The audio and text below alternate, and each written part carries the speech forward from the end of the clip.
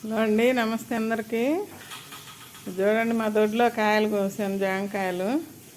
ఇప్పుడు అబ్బాయి వస్తే అబ్బాయి చేత కోపించా. పైన ఉంటే నాకు అందలేదు. రోజు చూస్తున్నాను, మీకు చూపిస్తానే ఉన్నా.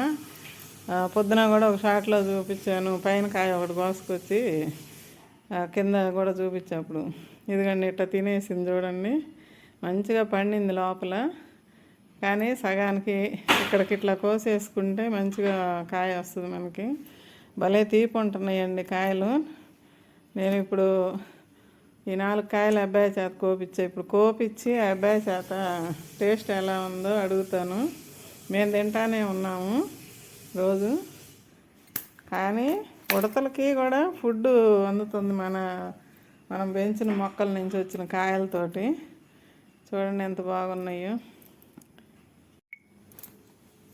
ఇదండి కట్ చేశాను, పింక్ కలర్ వస్తుంది, లైట్ పింక్ వస్తుంది. ఇంకా ఉంచితే వస్తుంది, కానీ ఇక ఆ కాయల్లాగా దీనిలాగా కొట్టేస్తాయి అని చెప్పి వదిలేసాను నేను.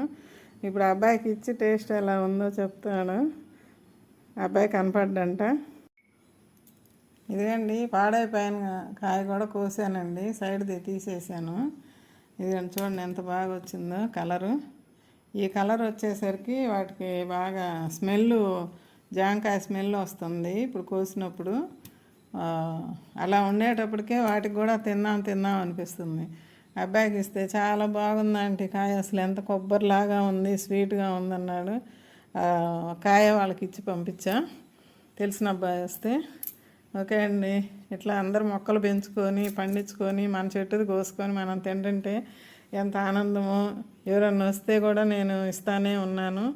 వాళ్ళు కూడా తిని చాలా బాగుంది ఆంటీ అని చెప్తున్నారు. ఓకే అండి, వీడియో నచ్చితే ఒక లైక్ చేసి, షేర్ చేసి, సబ్స్క్రైబ్ చేసుకోండి మా ఛానల్ని. ఓకే, బాయ్ అండి, ఉంటానండి.